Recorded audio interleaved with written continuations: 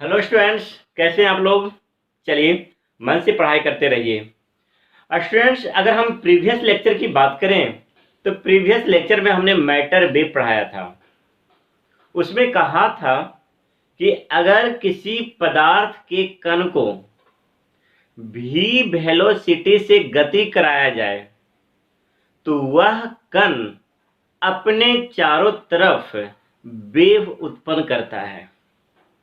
और यह सबसे पहले डी ब्रॉगली ने कहा था। इसी वजह से ऐसे वेव के वेवलेंथ को हम डी ब्रॉगली वेवलेंथ कहते हैं। यानी किसी भी मैटर की बात करो तो आज का जो हमारा लेक्चर है, इलेक्ट्रॉन का वेवलेंथ ज्ञात करना है। Find the wavelength of electron, क्योंकि इलेक्ट्रॉन एक कण है, इलेक्ट्रॉन के पास मास है, उसको भी वेलोसिटी से गति करा सकते हैं। तो जिसमें मास होता है उसे भी वेलोसिटी से गति कराया जाए तो वह डी ब्रॉगली वेव उत्पन्न करता है। और आज का जो हमारा लेक्चर है, calculation of de Broglie wavelength of electron, यानी इलेक्ट्रॉन का डी ब्रॉगली वेवलेंथ ज्ञात करना। यह बोर्ड की दृष्टि से बहुत ज्यादा इंपॉर्टेंट है। और एक बच्चा ने एक प्रश्न पूछा था, एक न्यूमेरिकल पूछा था जो इसी थ्योरी पर आधारित है। तो मुझे पूरा विश्वास है कि इस थ्योरी को पढ़ने के बाद वह प्रश्न आपका बन जाएगा। आपका क्या, हर किसी से बन जाएगा और बोर्ड में भी बन जाएगा आपका सारा का सारा प्रश्न जो भी इससे पूछा जाएगा। तो चलो स्टूडेंट्स, अब हम आगे बढ़ते हैं और समझने की कोशिश करते हैं de Broglie wavelength of electron. चलो शुरुआत हो जाओ, समझने के लिए बिल्कुल तैयार हो जाओ।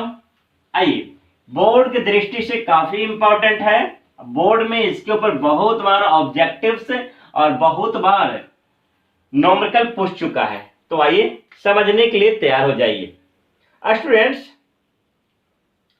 मान लेता हूं यह एक इलेक्ट्रॉन है। लीजिए इलेक्ट्रॉन, इसके अंदर मास है। सबको पता है इलेक्ट्रॉन का जो मास होता है 9.11 गुना 10 पर पावर -31 केजी। और यह क्या है, इलेक्ट्रॉन है। इलेक्ट्रॉन अभी यह इलेक्ट्रॉन रेस्ट अवस्था में है। रेस्ट यानी कह सकता हूं विरामा अवस्था में है। तो स्टूडेंट्स, जब कोई मास विरामावस्था में होता है तो अपने चारों तरफ कभी भी वेव उत्पन्न नहीं करता है। तो इसका मतलब है यह इलेक्ट्रॉन वेव उत्पन्न नहीं करेगा। और जब वेव ही उत्पन्न नहीं करेगा तो ऐसे सिचुएशन में लैम्डा का मान 0 हो जाएगा। लेकिन अब इसी इलेक्ट्रॉन को जिसका मास m है और हमने v वेलोसिटी से गति करा दिया जाए, जैसे ही आप इसको v वेलोसिटी से गति कराएंगे तो यह इलेक्ट्रॉन अपने चारों तरफ एक वेव उत्पन्न करेगा। और इसका जो वेवलेंथ होगा, जिसको हम लैम्डा कहते हैं, लैम्डा ज्ञात करना है। इसी इलेक्ट्रॉन का लैम्डा ज्ञात करना है। यही आज का लेक्चर है। तो चलो अब हम एक इलेक्ट्रॉन को गति कराते हैं और लैम्डा कैलकुलेट करते हैं। तो ठीक है स्टूडेंट्स, अब हम इलेक्ट्रॉन को गति कराते हैं। स्टूडेंट्स, जरा समझिएगा कि यह इलेक्ट्रॉन है। लेट्स सपोज यह एक इलेक्ट्रॉन है। इलेक्ट्रॉन को हम ई से दिखा देता हूं। इसका मास m है। तो बताओ स्टूडेंट्स, कोई भी इलेक्ट्रॉन गति कब करेगा? जब उस पर फोर्स लगेगा। तो एक इलेक्ट्रॉन पर फोर्स केवल इलेक्ट्रिक फील्ड लगा सकता है, क्योंकि इलेक्ट्रॉन एक चार्ज पार्टिकल है और चार्ज पार्टिकल पर बल केवल इलेक्ट्रिक फील्ड लगाता है। तो हमें क्या करना होगा, इस एरिया में एक इलेक्ट्रिक फील्ड उत्पन्न करना होगा। और इलेक्ट्रिक फील्ड उत्पन्न तभी करता है जब हम एक तरफ हम दो बिंदु ले लेते हैं, बिंदु ए और ये बिंदु बी ले लेते हैं, और यह इलेक्ट्रिक फील्ड तभी उत्पन्न करेगा जब यहां के वोल्टेज को हाई वोल्टेज कर दिया, हाई वोल्टेज, और यहां पर क्या कर दिया, लो वोल्टेज। हमने दो बिंदु लिया, एक बिंदु के वोल्टेज को हाई कर दिया और दूसरे बिंदु के वोल्टेज को लो कर दिया। तो जहां भी यह कंडीशंस बनता है तो वहां पर इलेक्ट्रिक फील्ड उत्पन्न होता है, और इलेक्ट्रिक फील्ड की दिशा हमेशा हाई वोल्टेज से लो वोल्टेज की ओर होता है। हाई वोल्टेज को हम प्लस भी कह सकते हैं और लो वोल्टेज को हम माइनस कह सकते हैं। तो इसका मतलब है इस एरिया में एक इलेक्ट्रिक फील्ड उत्पन्न होगा जिसकी दिशा प्लस से माइनस की ओर होगा। तो लीजिए हमने इलेक्ट्रिक फील्ड उत्पन्न करा दिया, लीजिए हमने इलेक्ट्रिक फील्ड दर्शा दिया, electric field E. Electric field को हम ई से दिखाते हैं। अब हमने क्या किया, इस इलेक्ट्रिक फील्ड में एक इलेक्ट्रॉन को रख दिया, क्योंकि इलेक्ट्रॉन को गति कराना है।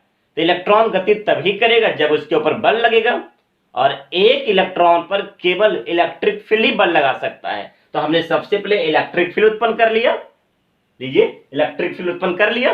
अब इस इलेक्ट्रिक फील्ड में हमने क्या किया, एक इलेक्ट्रॉन को रख दिया। लीजिए जैसे हमने इस इलेक्ट्रॉन को रखा स्टूडेंट्स, तो हम पढ़ा चुका हूं कि जब किसी इलेक्ट्रिक फील्ड में इलेक्ट्रॉन को रखा जाता है तो क्या होता है स्टूडेंट्स, जरा देखिए तो इसके ऊपर फोर्स लगेगा, इसके ऊपर बल लगेगा, और जैसे ही बल लगेगा तो इलेक्ट्रॉन गति करना शुरू कर देगा v वेलोसिटी से। यह इलेक्ट्रिक फील्ड इस पर बल लगाया, कितना बल लगाया, F बराबर Q इंटू ई। और जैसे इस इलेक्ट्रॉन पर बल लगा स्टूडेंट तो यह इलेक्ट्रॉन v वेलोसिटी से गति करना शुरू कर दिया। और जैसे यह इलेक्ट्रॉन v वेलोसिटी से गति करेगा तो अपने चारों तरफ यह वेव उत्पन्न करेगा, यह वेव उत्पन्न करेगा, और उसी वेव का वेवलेंथ कैलकुलेट करना है। तो हमने यहां तक पहुंच गया, एक इलेक्ट्रॉन को गति करवा दिया। तो स्टूडेंट्स जब यह गति करेगा स्टूडेंट्स तो इसके अंदर काइनेटिक एनर्जी आ जाएगा, और काइनेटिक एनर्जी बराबर हो जाएगा kinetic energy. Kinetic energy, kinetic energy बराबर होता है हाफ mv²। हाफ m से मास ऑफ इलेक्ट्रॉन और v से velocity of electron. Kinetic energy को हम k से दिखाएंगे तो k बराबर हो गया हाफ mv², समीकरण नंबर 1। जब गति करेगा दुनिया में कोई भी वस्तु जब गति करेगा तो उसमें काइनेटिक एनर्जी आएगा, और काइनेटिक एनर्जी हाफ mv², ये हो गया समीकरण नंबर 1। तो काइनेटिक एनर्जी आया कहां से, तो आया यह इलेक्ट्रिक फील्ड, इस पर बल लगाया, और बल लगने की वजह से इसमें वेलोसिटी उत्पन्न हुआ, और वेलोसिटी उत्पन्न हुआ तो इसमें काइनेटिक एनर्जी आया। तो इसका मतलब है उतना ही काइनेटिक एनर्जी आएगा जितना यह इस पर वर्क करेगा, उसमें उतना ही काइनेटिक एनर्जी आएगा जितना कि यह इलेक्ट्रिक फील्ड इस इलेक्ट्रॉन के ऊपर वर्क करेगा। तो स्टूडेंट्स हमने पढ़ाया है वोल्टेज बराबर होता है, वोल्टेज बराबर होता है वर्क और बटा चार्ज, वर्क बटा चार्ज। तो स्टूडेंट्स अगर वोल्टेज को हम v से दिखाएं, वर्क को w से दिखाएं, और चार्ज तो इलेक्ट्रॉन के चार्ज को अगर हम e से दिखाएं तो हमारे पास एक नया समीकरण प्राप्त हो गया, v बराबर w इंटू ई। अगर हम यहां से w का मान ज्ञात कर लें तो यहां जगह नहीं है तो हम यहां पर कर लेते हैं। यहां से अगर हम w का मान ज्ञात कर लें तो वर्क बराबर हो जाएगा E इंटू वी, जहां से E क्या है इलेक्ट्रॉन का चार्ज, V क्या है आपने जो वोल्टेज अप्लाई किया है, यहाँ हाई वोल्टेज यहाँ पर लो वोल्टेज अप्लाई किया है, वही वोल्टेज डिफरेंस है। ठीक है स्टूडेंट्स, यानी V का मतलब पोटेंशियल डिफरेंस या वोल्टेज डिफरेंस। तो ये हमारे पास ये समीकरण नंबर 2 आ गया। और ये समीकरण नंबर 1 आ गया। तो जितना यह वर्क करेगा उतनी उसमें काइनेटिक एनर्जी उत्पन्न होगा। अब इसका मतलब है यह जो वर्क है इस काइनेटिक एनर्जी के बराबर होगा। हम यह जितना भी वर्क करेगा उतना इसमें काइनेटिक एनर्जी उत्पन्न होगा। तो इसका मतलब है यह जो वर्क है काइनेटिक एनर्जी के बराबर हो जाएगा। तो आइए स्टूडेंट समझते हैं। So using equation 1 and 2, using equation 1 and 2, समीकरण 1 और 2 से, तो W बराबर था E इंटू वी और काइनेटिक एनर्जी बराबर था हाफ m v स्क्वायर। ये दोनों भी में फर्क है। यह भी से वोल्टेज को दिखा रहे हैं और यह भी से वेलोसिटी को दिखा रहे हैं। यानी यह जो v है v बराबर वोल्टेज और यहां जो v है v बराबर वेलोसिटी। ध्यान से रखिएगा। अब दोनों को बराबर कर दिया तो E इंटू वी बराबर हाफ m v का होल स्क्वायर। हमें यहां से वेलोसिटी का मान ज्ञात कर लेना है। आप यहां से वेलोसिटी का मान ज्ञात कर लीजिए। तो तिरछा तिरछे क्रॉस मल्टीप्लाई कर लीजिए। 2 इंटू वी बराबर m इंटू वी का स्क्वायर। तो v का स्क्वायर बराबर 2 इंटू ई इंटू वी बटा m। यहां से v का मान निकाल लीजिए यानी वेलोसिटी का मान निकाल लीजिए। तो under root 2 into e into v और बटा m। तो हमने यहां से क्या किया, इस समीकरण का उपयोग करके हमने वेलोसिटी का मान निकाल लिया। मतलब इलेक्ट्रॉन किस वेलोसिटी से गति कर रहा है उसका मान कैलकुलेट कर लिया। v बराबर under root 2 into e into v बटा m। यहां जरा देख लीजिए, 2 तो कांस्टेंट है, e क्या है इलेक्ट्रॉन का चार्ज है, v है क्या पोटेंशियल डिफरेंस यानी वोल्टेज और m क्या है मास ऑफ इलेक्ट्रॉन। अब आगे बढ़ते हैं, क्या देख ले स्टूडेंट्स। आपको पता होगा हमें तो डी ब्रोगली वेवलेंथ कैलकुलेट करना है। बी नो डैट अगर आपको प्रीवियस लेक्चर याद होगा तो डी ब्रोगली वेवलेंथ जो होता है वो h बटा m इंटू वी होता है। अगर आपको प्रीवियस लेक्चर पढ़ा होगा तो लैम्डा बराबर h बटा m इंटू वी। वी से क्या होता है वेलोसिटी। ठीक है, v से क्या होता है वेलोसिटी। और अभी हमने वेलोसिटी का मान कैलकुलेट कर रखा है। तो देखिए, तो वेलोसिटी हमने मान क्या कैलकुलेट किया, थोड़ा ध्यान रखिएगा। तो E इंटू वी बराबर जो हमने क्या किया था हाफ m v स्क्वायर। और यहां से अगर v का मान निकाल लेंगे तो 2 इंटू ई इंटू वी और बटा m और अंडर रूट। यही तो कैलकुलेट किया था हमने। अब क्या करें, इस वेलोसिटी का मान यहां रख दें। तो लैम्डा बराबर h बटा m रहने दें और जहां v है v की जगह पर इसका मान रख दें 2 इंटू ई इंटू वी और बटा m। अब जो भी करना है कैलकुलेशन से। तो लैम्डा बराबर एक काम कर लें, h रहने दें और बटा ई से m को अंदर ढकेल दें। जैसे ही आप इसको अंदर ढकेलेंगे तो यह m स्क्वायर हो जाएगा और ये 2 इंटू ई इंटू वी और बटा m। m से m क्या हो गया कैंसिल हो गया। तो यहां पर हमारे पास लैम्डा बराबर आ गया h बटा under root 2 m e v। यानी लैम्डा बराबर h बटा under root 2 m e v। अब हम क्या करते हैं, इस समीकरण को और सोल्व करते हैं क्योंकि हमें एक बेहतर रिजल्ट तक पहुंचना है। ऐसा रिजल्ट जो रेडीमेड हो और आपको हमेशा के लिए याद हो जाए। तो आइए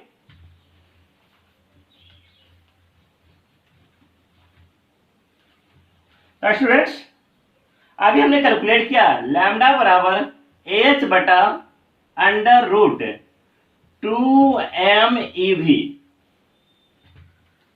जहां आपको अच्छी तरह याद होगा m मास ऑफ इलेक्ट्रॉन पहले यहां से देखिए एच प्लैंक कांस्टेंट और एच का मान 6.6 गुना 10 पर पावर -34 जूल इंटू सेकेंड होता है। आगे बढ़िए एम मास ऑफ इलेक्ट्रॉन 9.11 गुना 10 पर पावर -31 केजी। ई का मान सबको पता है वो होता है 1.6 गुना 10 पर पावर -19 कूलम। ये चार्ज ऑफ इलेक्ट्रॉन है। अब हम सारा मान यहां रख के कैलकुलेट कर देते हैं और एक बहुत ही सरल एंड सिंपल रिजल्ट दे देते हैं जो हमेशा आपको याद रखना होगा। अगर बार बार अगर इसे कैलकुलेट करेंगे ना तो परीक्षा में बहुत ज्यादा समय ले लेगा। तो समय को बचाने के लिए हम क्या कर रहा हूं, इन सारे चीज को यहां रख करके कैलकुलेट कर रहा हूं। तो जैसे हमने कैलकुलेट किया तो लैम्डा बराबर 6.6 गुना 10 पर पावर -34। एक काम करते हैं, इस हिस्से को दो हिस्सा में तोड़ देते हैं, इस भाग को दो, 2m इंटू ई और अंडर रूट भी क्या है, वोल्टेज है। तो लैम्डा बराबर 6.6 गुना 10 पर पावर -34 बटा अंडर रूट 2 9.11 गुना 10 पर पावर -31 केजी और यहाँ ई 1.6 गुना 10 पर पावर -19 और गुना 1 बटा अंडर रूट भी। स्टूडेंट्स जब इस पूरे पोर्शन को जब सोल्व किया जाए, आप भी सोल्व कर सकते हो, हम भी सोल्व कर चुके हैं हमें, और ये पूरे समय बचाने के हमने क्या किया, इसे हम सोल्व कर चुके हैं। तो इसका जो रेडीमेड एंड फाइनल रिजल्ट है वो लिख देता हूं ताकि आपको याद रहे। तो स्टूडेंट्स इन सारे मान को हमने पुटअप कर दिया और क्या क्या हमने कैलकुलेट करके एक वैल्यू कैलकुलेट कर लिया। तो जो रिजल्ट आया है वो क्या आया है जरा देखिएगा। वो आया है लैम्डा बराबर 1.227 और बटा अंडर रूट भी, और जो आंसर आएगा वो आएगा नैनोमीटर में। या इसी को ऐसे भी कर सकते हैं, लैम्डा बराबर 12.27 और बटा अंडर रूट भी, आंसर आएगा एंगस्ट्रॉम में। तो जैसे जैसे यह यूनिट हम बदल देंगे वैसे वैसे रिजल्ट भी बदल जाएगा। कभी किसी किसी बुक में 12.27 अंडर रूट भी दिया है, लेकिन आपको ध्यान रखना वहां पर जो यूनिट होगा वो एंगस्ट्रॉम में होगा। किसी किसी बुक में 1.227 बटा अंडर रूट भी दिया है, तो ध्यान रखना वहां पर जो यूनिट होगा वो नैनोमीटर में होगा। तो इस प्रकार यह जो हमने लैम्डा कैलकुलेट किया है, इसी लैम्डा को कहते हैं वेवलेंथ ऑफ इलेक्ट्रॉन, या कह सकता हूं this is de Broglie wavelength है, डी ब्रॉगली वेवलेंथ है ऑफ इलेक्ट्रॉन। इसी तरीके से जिस कण का भी कहा जाए निकालने के लिए आप उससे निकाल सकते हो। इलेक्ट्रॉन को भी निकाल सकते हैं, प्रोटॉन का भी निकाल सकते हैं, न्यूट्रॉन का निकाल सकते हैं, जिसका भी कहा जाएगा बस उसका मास रख देना है और उसका चार्ज रख देना है। ठीक स्टूडेंट्स, तो जैसे आप रखोगे ना तो अलग अलग पार्टिकल्स का अलग अलग डी ब्रॉगली वेवलेंथ कैलकुलेट करने का फॉर्मूला आएगा। लेकिन अगर आपको कोर्स की बात करें, अगर आपकी सिलेबस की बात करें, तो आपके सिलेबस में इलेक्ट्रॉन का मेंशन किया गया है, यानी इलेक्ट्रॉन का डी ब्रॉगली वेवलेंथ कैलकुलेट करने के लिए कहा गया है। तो इलेक्ट्रॉन का डी ब्रॉगली वेवलेंथ इसी तरह कैलकुलेट करेंगे और हमारा जो फाइनल रिजल्ट आया है वो 1.227 बटा अंडर रूट भी नैनोमीटर या 12.27 अंडर रूट भी एंगस्ट्रॉम, इसी को कहते हैं। ये वहीं इस्तेमाल कीजिएगा फॉर्मूला जहां पर इलेक्ट्रॉन होगा। ये दूसरा कण की बात किया जाए, जैसे प्रोटॉन बोल दे, तो प्रोटॉन के लिए हम इस्तेमाल नहीं कर सकते हैं क्योंकि यहाँ पर मास अलग होता है, प्रोटॉन का चार्ज प्रोटॉन का अलग होता है, वहां रखेंगे तभी कैलकुलेट किया जा सकता है। लेकिन अच्छी बात है हमारे कोर्स में केवल इलेक्ट्रॉन की चर्चा करने के लिए कहा है, तो हमने इलेक्ट्रॉन के बारे में आपको समझा दिया है। क्या समझाया है कि किसी भी इलेक्ट्रॉन का डी ब्रॉगली वेवलेंथ कैलकुलेट करना है। कैसे? सबसे पहला, इलेक्ट्रॉन जब रेस्ट अवस्था में होगा तो वेवलेंथ कैलकुलेट नहीं किया जा सकता है, क्योंकि वह वेव उत्पन्न नहीं करेगा। अब हमें इलेक्ट्रॉन को गति कराना है, तो इलेक्ट्रॉन गति तभी करेगा जब उसे इलेक्ट्रिक फील्ड में रखा जाए। जैसे इलेक्ट्रिक फील्ड में रखोगे तो इलेक्ट्रॉन गति करेगा और वह गति काइनेटिक एनर्जी के रूप में कंजर्व हो जाएगा 12mv²। तो उतना ही काइनेटिक एनर्जी होगा जितना कि वह इलेक्ट्रिक फील्ड उसके ऊपर वर्क किया है, कि वर्क बराबर ही काइनेटिक एनर्जी होता है। चेंज इन काइनेटिक एनर्जी बराबर वर्क डन होता है। तो हमने वर्क डन कैलकुलेट कर लिया और काइनेटिक एनर्जी को बराबर कर दिया, तब जाकर के हमारे पास एक रिजल्ट आया। अब क्या है स्टूडेंट, जरा समझिएगा। एक स्टूडेंट था, चाहे अगर हम एनसीईआरटी की बात करूं, एनसीईआरटी की बात करूं, क्वेश्चन है एनसीईआरटी क्वेश्चन, बहुत ही आसान क्वेश्चन है। क्वेश्चन क्या था समझिएगा। Calculate the de Broglie wavelength of electron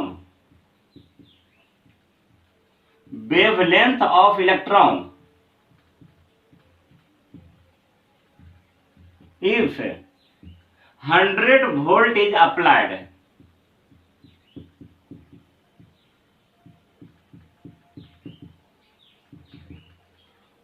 जब उसको 100 वोल्ट अप्लाई किया जाए तो कितना उसका वेवलेंथ होगा। सिंपल है, अगर हमें आंसर देना है तो लैम्डा बराबर 1.227/√v। कितना सिंपल हमने आपको बना दिया, 1.227/100।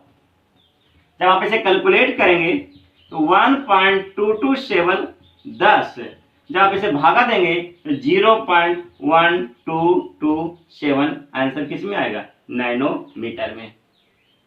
सिंपल है, नैनोमीटर में आंसर आएगा। तो हमने एक व्हाट्सएप पर एक बच्चे ने प्रश्न भेजा था, हम वो प्रश्न यहाँ पर लिख देता हूं और आप उसे बना करके कमेंट बॉक्स में जरूर डालिएगा। हम उन बच्चों से कहना चाहूंगा कि वो जरूर बनाइए, आपका थ्योरी यहाँ पर दिया जा रहा है, ठीक है ना। वो क्वेश्चन क्या था जरा समझिएगा। वो क्वेश्चन था,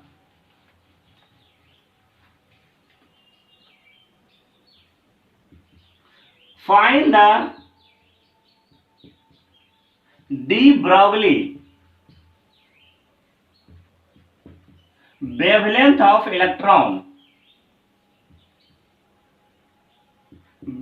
of electron if 600 volt is applied।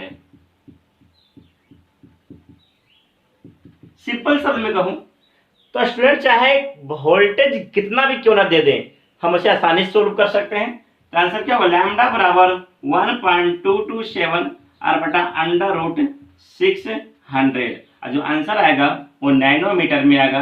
मुझे पूरा विश्वास है कि आप इसे सोल्व करके कमेंट बॉक्स में जरूर डालेंगे, मुझे पूरा विश्वास है। जितना बच्चा वीडियो देख रहा है तो इसे सोल्व करके कमेंट बॉक्स में जरूर डालिएगा कि इसका आंसर कितना आया है। ठीक है स्टूडेंट्स, अब हम आगे बढ़ते हैं। तो ये हो गया हमारा इलेक्ट्रॉन का डी ब्रॉगली वेवलेंथ कैलकुलेट करना। अब हम करीब करीब यह चैप्टर खत्म होने के कगार पर है। अब हमारे पास क्या बचा है, केवल और केवल प्रैक्टिस बचा है, क्योंकि ये बहुत ही छोटा सा चैप्टर था ड्यूअल नेचर ऑफ मैटर का, ठीक है ना।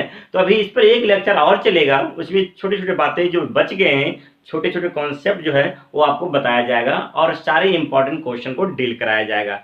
ठीक है स्टूडेंट्स, तो अब हम मिलेंगे नेक्स्ट लेक्चर में। अपना ध्यान रखिए और मन से पढ़ते रहिए, ठीक है। अब हम कहीं भी पढ़ाई में कोई डाउट्स आता है तो आप इसे क्या करें, बनाएं, और नहीं बनता है तो एक ग्रुप बनाया गया है, उस ग्रुप में अपना क्वेश्चन को डालें। ठीक है स्टूडेंट्स, बाय बाय, कल मिलेंगे।